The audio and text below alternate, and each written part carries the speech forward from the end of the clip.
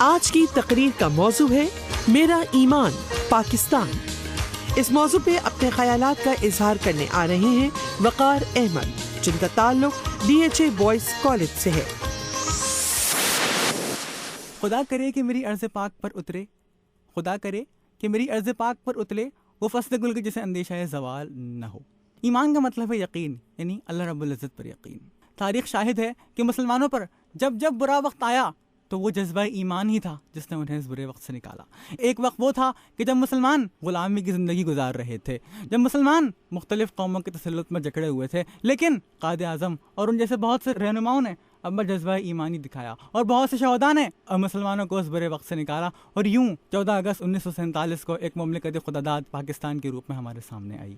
اس مملکت کا قیام ایک قوم بنا کر پیش کرنا تھا۔ اس مملکت کو آج 63 سال گزر چکے ہیں۔ اگر ہم جذبہ ایمانی پر نظر ڈالیں تو ہمیں ایسی بہت سی مثالیں ملتی ہیں، ہمیں ایسے بہت سے شہداء کی مثالیں ملتی ہیں کہ جنہوں نے اس جذبہ ایمانی کو، اس یقین محکم کو، اس ہمت کو، اس حوصلے کو اور اس جذبے کو اپنے اندر رکھتے ہوئے اپنا نصب العین اس مملکت کی آزادی اور مسلمانوں کی آزادی بنایا۔ اگر 1965 کی بات کی جائے تو ضیاء علی وقار، میجر عزیز بھٹی، راشد منہاس اور ایسے بہت سے رہنما ہیں کہ جنہوں نے اپنی جانیں قربان کر دی صرف اس وطن کے لیے، صرف اس دھرتی کے لیے۔ وہ جذبہ ایمان ہی تھا، وہ ہمت ہی تھی جو ان رہنماؤں میں تھی۔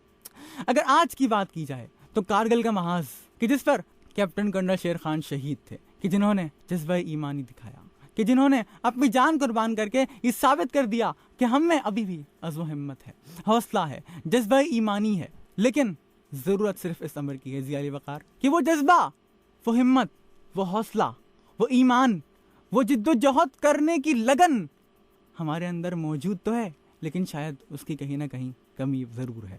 اگر ہم اس ملک کو ترقی دینا چاہتے ہیں، اگر ہم اس کی ترقی میں اپنا اہم ترین کردار ادا کرنا چاہتے ہیں، یا یوں کہہ لیجیے ضیاء علی وقار کہ اگر ہم اس ملک کو دن دگنی اور رات چوگنی ترقی کی راہوں پر گامزن کرنا چاہتے ہیں تو ان شہیدوں کے مثالوں سے سبق سیکھنا ہوگا۔ ہمیں وہ جذبہ، وہ ایمان اپنے اندر اجاگر کرنا ہوگا کہ جو شہداء نے کیا، کہ جو ان ماؤں نے اپنے بچوں کو قربان کرتے ہوئے جس جذبے کا مظاہرہ کیا، وہ جذبہ ہمیں اپنے اندر بیدار کرنا ہوگا۔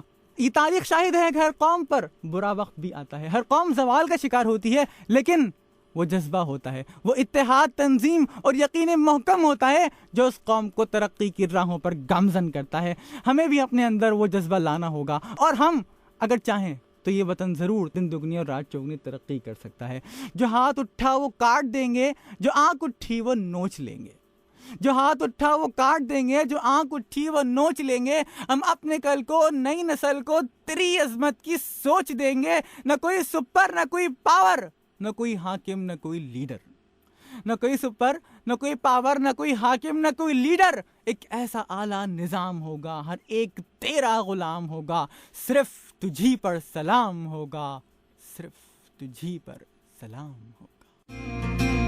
اپنے پسندیدہ ڈیبیٹر کو ووٹ کرنا چاہیں تو اپنے موبائل کے رائٹ آپشن میں جا کر ڈیبیٹ یعنی DEBATE لکھ کر اسپیس دیجیے، ڈیبیٹر کا نام لکھیے اور 1313 پر سینڈ کر دیجیے۔